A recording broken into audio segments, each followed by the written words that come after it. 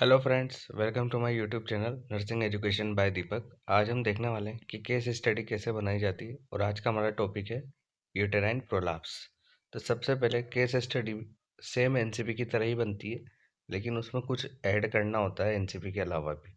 तो स्टार्टिंग में जैसे एनसीपी में हम आइडेंटिफिकेशन डाटा लिखते हैं पेशेंट का, वो लिखना है जिसमें name of patient, age, educational status, occupation, religion, address, marital status, ward number, diagnosis, doctor incharge और ऑब्स्टेट्रिकल स्कोर। उसके बाद चीफ कंप्लेंट लिखनी है हमें कि चीफ कंप्लेंट क्या है। जैसे कि पेशेंट ने हमें बताया कि उसके कुछ बाहर आ रहा है वेजाइना से और पीछे की साइड दर्द हो रहा है, पेन हो रहा है।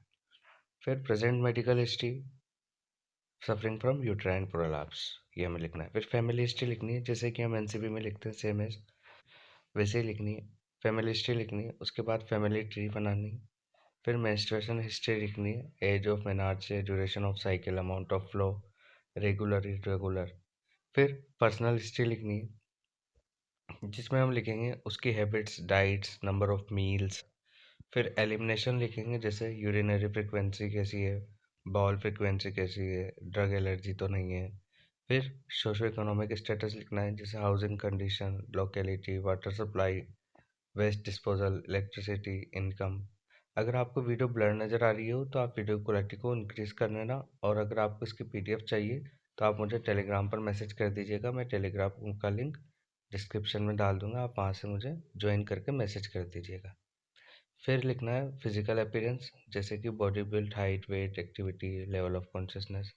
उसके बाद हम करेंगे फिजिकल अपीयरेंस में, उसके बाद फिजिकल एग्जामिनेशन करेंगे हेड का, फिर फेस का, देन आई का, देन ईयर का, फिर नोज का, माउथ का, धीरे धीरे नीचे आते जाएंगे। फिर नेक का, फिर ब्रेस्ट एग्जामिनेशन करेंगे, एब्डोमेन एग्जामिनेशन करेंगे, एक्सट्रीमिटीज का एग्जामिनेशन करेंगे, जेनेटेलिया का एग्जामिनेशन करेंगे। फिर हम इन्वेस्टिगेट करेंगे हीमोग्लोबिन, डब्ल्यूबीसी, प्लेटलेट, सोडियम और पोटेशियम। फिर पेशेंट की वैल्यू के हिसाब से हम रिमार्क डालेंगे, लो, हाई, नॉर्मल, लो, नॉर्मल। ठीक है, हीमोग्लोबिन लो आ रहा है, सोडियम भी लो आ रहा है और डब्ल्यूबीसी हाई आ रहा है। फिर मेडिकेशन देंगे, जिसमें हम मेडिकेशन चार्ट बनाएंगे, जिसमें हम लिखेंगे कौन कौन से मेडिकेशन देंगे, उनके नेम लिखेंगे, किस डोज, मतलब कितनी डोज में देंगे और किस रूट से देंगे और किस फ्रिक्वेंसी से देंगे और उनके एक्शंस क्या है ये हम बताएंगे। फिर हम वाइटल साइन लिखेंगे, जैसे कि temperature, pulse rate, respiration, blood pressure, SpO2। Same patient की वैल्यू के हिसाब से हम रिमार्क डालेंगे, जिसमें हमें फील हो रहा है कि पेशेंट को फीवर है।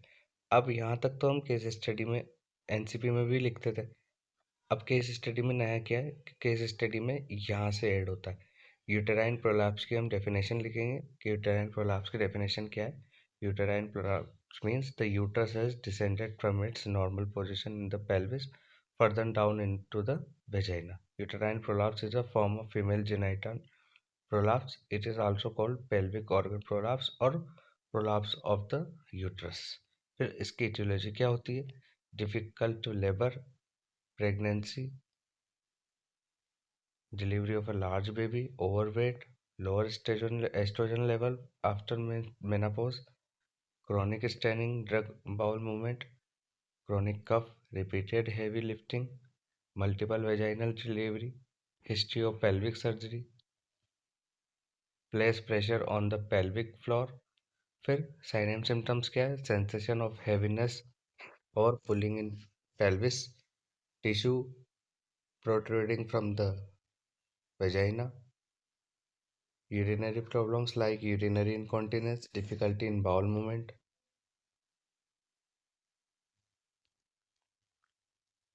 ये सारी लिखेंगे।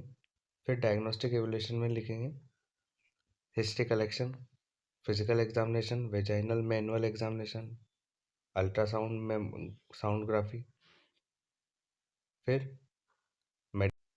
मेडिकल मैनेजमेंट लिखेंगे, this device fits inside vagina and holds your uterus in place, used as temporary or permanent treatment। Vaginal paralysis comes in many shapes and sizes।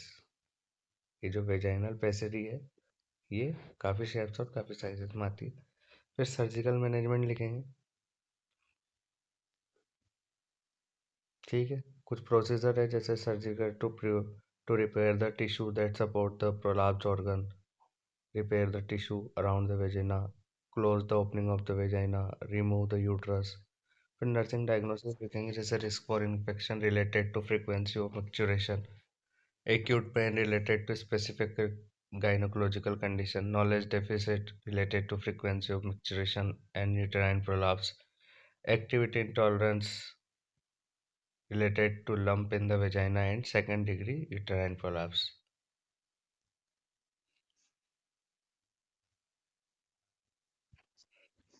अब एनसीपी देखेंगे जिसमें हम असेसमेंट करेंगे, डायग्नोस करेंगे, गोल लिखेंगे, इंटरवेंशन करेंगे, implementation करेंगे और इवेल्युएट करेंगे। तो सबसे पहला सब्जेक्टिव डाटा क्या है, हमें पेशेंट बताता है कि उसे डिजीज कंडीशन से रिलेटेड उसे नॉलेज नहीं है, तो हमें उसको नॉलेज प्रोवाइड करनी है। देन सेकंड जो हम एनसीपी बनाएंगे वो बनाएंगे उसको जो पेन हो रहा है पेल्विक एरिया में उसे रिड्यूस करने पर बनाएंगे, ठीक है। तो ये बनाएंगे।